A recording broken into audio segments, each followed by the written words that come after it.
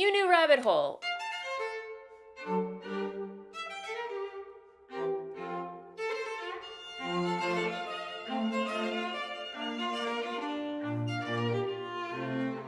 Well, hello there, and welcome back to my channel. I hope you're doing well wherever you are in the world.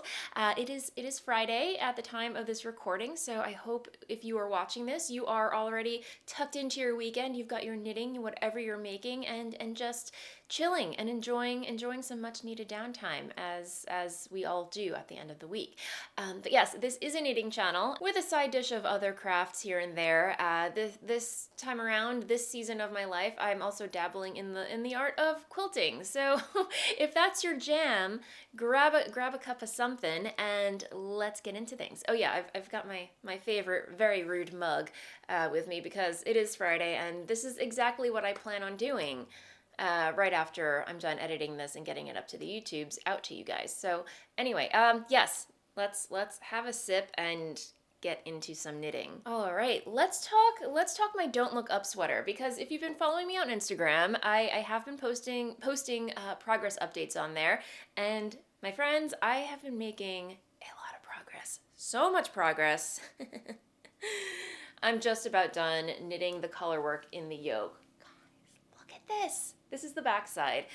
You can see where, the color changes happen over here, but I don't know if you can see, but it does look a little puckery, but I've, the whole time that I've been knitting this, I've just been stretching it as I go along to make sure that when I block it out, this is all gonna lie flat and smooth, and yeah, the puckering should go away, as, all this business in the back should just even out, hopefully. Fingers crossed. If not, we'll cross that bridge when we get to it. But here she is. Oh my goodness, you guys. This has been, well, I say every week, it's literally been flying off my needles. Like, I just have not been able to put this down. But it is a labor of love, or it has been a labor of love because of all the stitches on the needles. Now, I should probably tell you that this sweater was inspired by a sweater that I saw hanging on the rack at Target at first, and then I watched the movie Don't Look Up, and Jennifer Lawrence's character was wearing the same exact sweater in the movie. And then I regretted my decision not buying it and decided I wanted one for my own. Haven't been able to find it on the Target website. And there is another version of it, an original version, which a lovely viewer brought to my attention, a more expensive version. I believe it was going for $475 some odd dollars.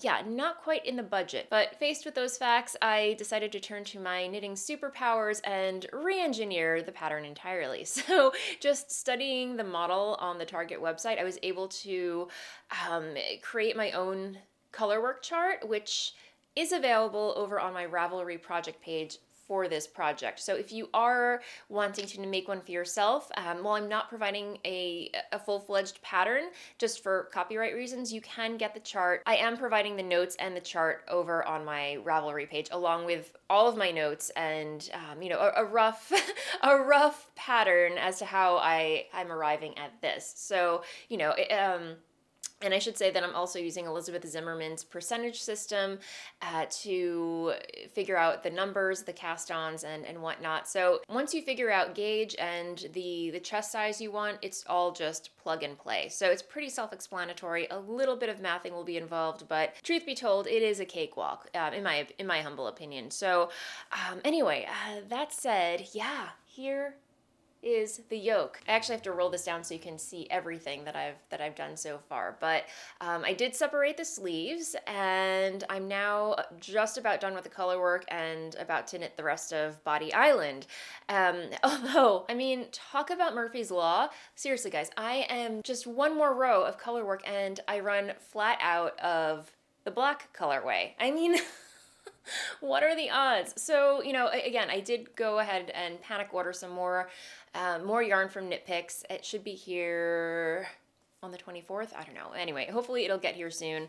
But I did, thankfully, I still have my swatch that I can harvest the yarn from. So, guys, save your swatches if you knit a swatch, because you never know when the yarn chicken is going to make an appearance, and you can always harvest the yarn from your swatches. So thankfully I have enough black yarn in the swatch to harvest to use in the remaining row of the color work. So anyway, why, why does life have to be so hard? I have no idea.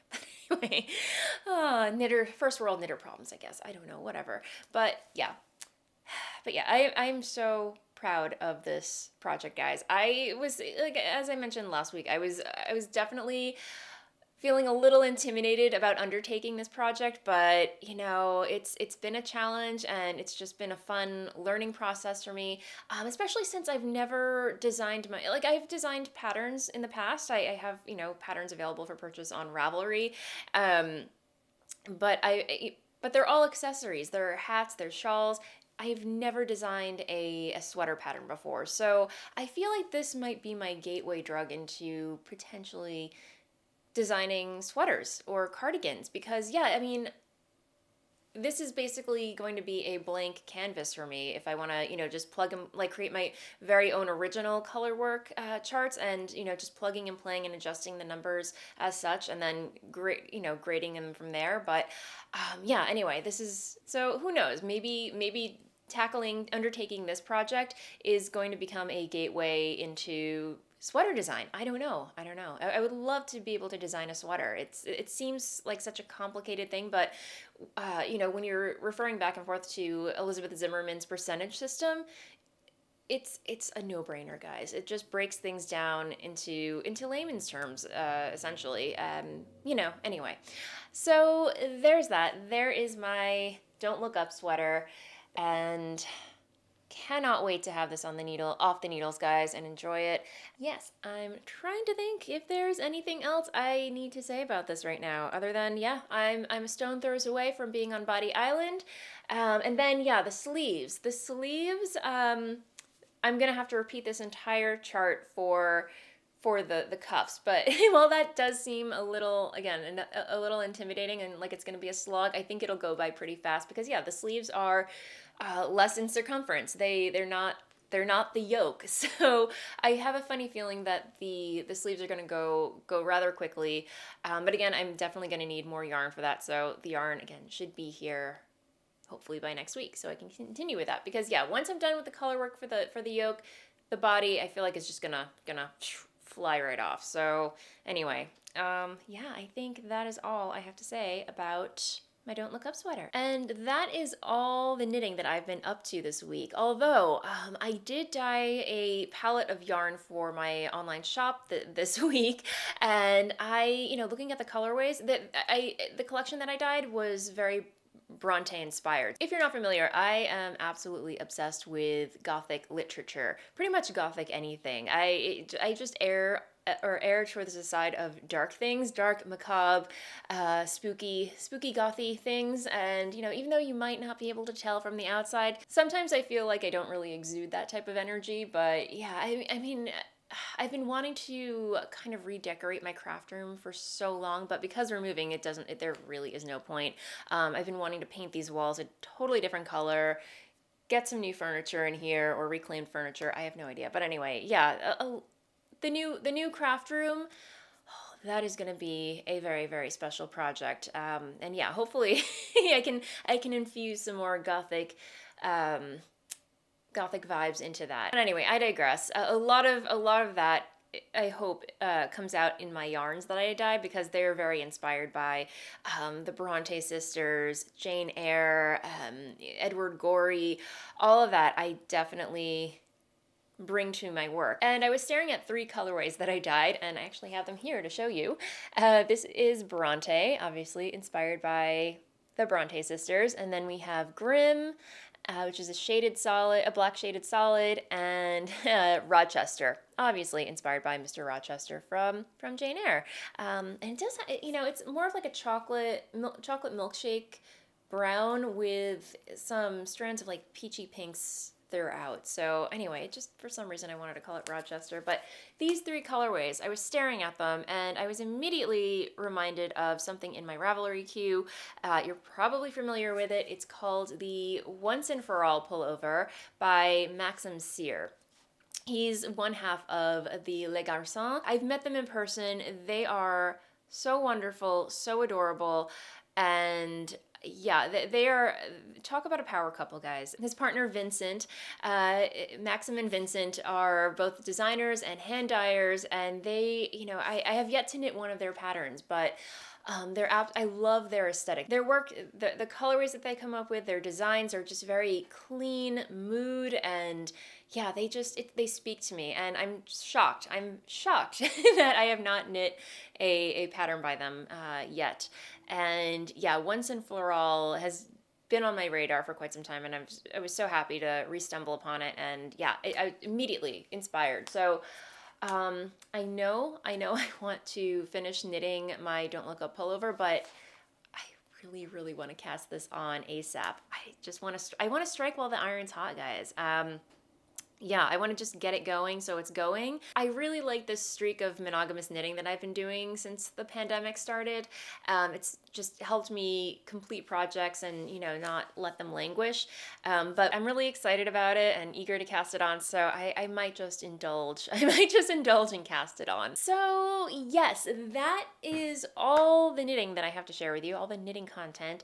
I do have a very exciting book to review or share with you next week. I'm going to keep that on the down low until then. Although I do chat about it over on the Monday Waffle, which is a bonus vlog that members of this channel get on a weekly basis. So if you watch this channel and you enjoy the content and you want to show a little support for the price of a fancy schmancy cup of coffee every month, you can enjoy a bonus vlog from me every week. And it's a really casual vlog where I just sit down, chat about what's going on, what I got up to over the weekend, craft-wise, life-wise, and share some additional behind-the-scenes content with you. So if that's your thing, I highly encourage you to click the join button down below, and you get to enjoy a bonus vlog from me every week. That said, I am going to move along to another thing that I've been very much into these past few weeks, and that is quilting, my friends. But wait, not just quilting. I don't know what happened this weekend, but I know what happened. I woke up on Sunday and I got an email. I got an email from Craftsy, as you do. If you're not familiar, Craftsy is an online learning community for crafts. They're not, I don't know what their deal is, I'll be honest. I joined Craftsy when they first came around.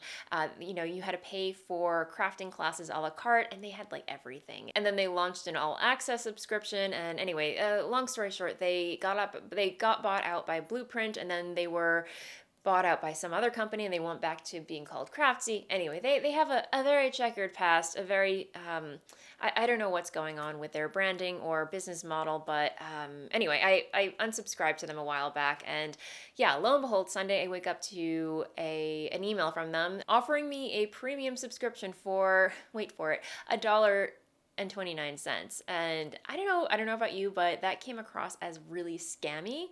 But the fact that I'm, getting into quilting, I was just like, okay, well, if this is legit, it might make sense for me to subscribe, $1.29 and just watch a whole bunch of quilting tutorials. Why not? So I did a little digging on the internet and, found some Reddit threads and, people also asking the same question, because I'm sure they sent out like a whole bunch of emails offering people a yearly subscription for $1.29 as well. And, it seemed like it was legit, and, they're just trying to, get back the audience that they lost during the whole changing of hands and, business models and everything. So who knows? But twist my arm, I signed up, and yeah, so far, knock on wood, it's okay. It's all right. I'm enjoying it. I've just been binge watching a whole bunch of quilting tutorials, and, just scrolling through their library, I stumbled on English paper piecing. Cue new rabbit hole. Oh my goodness, you guys. I can't remember the last time I fell so hard down a rabbit hole, but my curiosity was piqued. I watched one tutorial and something just clicked. I was like, I must try this. I must try this immediately. I must try this now. So, I was knitting away on my Don't Look Up pullover while watching all these tutorials. So I watched a couple on there, and then I also have a creativebug.com subscription. There were a whole bunch of tutorials on there, which, by the way, Creativebug.com. I'm not sponsored, but I really like their platform. I learned how to sew from that website. They also have some really, really, really great quilting tutorials on there as well. They have a really great one with Kaffe Fasset and Liz, I think her name, yeah, Liza Lucy and Kaffe Fasset. They're a team. They work together with quilts, and yeah, the two of them just have a really nice library of tutorials. Anyway, again, not sponsored, just huge fan, highly recommend it. So yeah, that was my Sunday, just diving down the rabbit hole of English paper piecing, and I bought myself a bunch of tools because, you know, when I get excited about a craft and want to learn more about it, I have no self-control, guys. I really don't. So I already have a little box, guys. I needed a box already because, you know, I just ordered a whole bunch of, you know, basic things from Amazon to get me started. And I realized I just had a nice little pile of things where I didn't know where to put them. So emptied out a box of, actually, my tarot cards were in here. My collection of tarot cards were in here. And I'm like, they don't need to be in a box. Why are they in a box? So I took all my tarot cards out. They're now up on my shelf. And now my English paper piecing is in this box. And yeah, guys, little paper cutouts. Let me backtrack a little bit. I probably should explain what English paper piecing is. English paper piecing is a craft that goes back many, many years. I believe the very first known paper pieced quilt was discovered in like the late 1700s. This is not going to become a history class, guys. I promise, even though I could go down that rabbit hole as well. But essentially what you're doing is you're cutting out shapes. Usually it's in the shape of a hexagon, and it's out of cardstock, not printer paper, but something with a little bit of meat to it, if that makes any sense. Something that's not too flimsy. So I cut out a bunch of these shapes, and then you're taking little scraps of fabric and wrapping each shape, and then you're going to baste the fabric to the cardboard shape using you can use thread, or you can also use glue. And I'm trying a bunch of different methods to see which one I like. It seems like the hand basting is really tedious to do it for multiple ones of these, but trust me when I say it is addictive. And I think, you know, after thinking about this for quite some time, I'm realizing that it's a very satisfying craft. The fact that it's all done by hand and every step is very meticulous and precise, there's a little itch that's getting scratched in my brain. It's just like so incredibly satisfying. It's a part of myself that I never knew existed, if that makes any sense. I know it sounds crazy, but yeah, you're essentially just wrapping all these little pieces of cardboard in fabric and, you know, storing them away for a rainy day. And here's what they look like. Here is one. There's one this one is hand basted. I'll try to get a close up of it. And this one is glued. And I'm finding that, you know, while the glue is very quick, it's something about it. It's lacking that tangibility that I crave. I don't know. I almost prefer the hand basting. It just seems so neat, and I don't know. I like the hand basting, I think. So, you know, again, yeah, the glue is very convenient. It's quick, it's fast, it's water soluble, it washes out and everything, but the hand basting, something about it I absolutely love. So yeah, I toyed around and whipped up a couple of hexy flowers. Look, how cute is this? And, you know, the fabric might look familiar because these are scraps left over from the Disappearing 9-block quilt that I finished a while back. And yeah, you can see that the paper bits are still on the inside. You don't remove the cardboard until the hexagon is completely surrounded, and I punched holes in them to make it easy for me to pin the cardboard to the fabric, in case you're wondering what that is. So yeah, I did applique it to a little piece of fabric to, you know, just kind of make a little mug rug or something. Again, I don't know what I'm doing with these hexies. I'm just playing around, seeing if I like it, and seeing where it goes. And my goodness, you guys, I want to English paper piece all the things. But yes, all this week, aside from working on my Don't Look Up pullover, it's just been English paper piecing, learning all I can about it, and just piecing, like making tiny little hexies and shapes, you know, when I have the chance. And, you know, I'm still learning about it. I'm still having fun and experimenting with different, you know, fabric scraps and stuff. So in the coming weeks, I'm sure I'll have a lot more to say about it. But yeah, English paper piecing. Oh my goodness, you guys. What? Yeah. Who am I? Who am I? I have no idea. The other thing, holy cow, I wanted to bring this up at the top of the episode. I just realized this week this channel has reached 40K subscribers. What? What? This is insane. Oh, guys, 40K. Thank you. Thank you. It blows my mind to think that there are 40,000 people watching this channel. Insane. But thank you so much for being here and enjoying my channel. I hope you're enjoying my channel if you subscribed. I want to celebrate. I want to do something special as a thank you. Obviously, I want to do a giveaway. Guys, I'm piss poor at planning these things, so forgive me, but I want to do a giveaway. So give me a week. I will come up with something clever and exciting. But in the meantime, I thought, usually when I hit these milestones, I do a Q&A. So next week, I plan to do an Ask Me Anything episode. So if you're new here or you've been with me for some time and you have some questions that you would like me to answer in the next episode, leave your questions down in the comments below and I will handpick several of them to answer on the next episode. But yeah, you guys are amazing, and who'd have thought? I'm so beside myself. But anyway, I should really wrap things up because I've got to get this edited. But a couple life updates. Things are pretty status quo. But it looks like we are going to be closing on our house in just a few weeks. Fingers crossed. It looks like we are there. And once that happens, things are going to happen really, really fast. So once we close, we've got to be out of here in a week. So, just a little heads up, there may be a break in episodes. But I am going to do my best to do some vlogging about the move. So that might be fun. I'm just so ready to be done with this home buying and selling business. It's just been a whirlwind. It's been a roller coaster, and I'm just excited to move into our new place. It's a beautiful house. I'm so excited about it. And oh my God, I cannot wait for you guys to see it.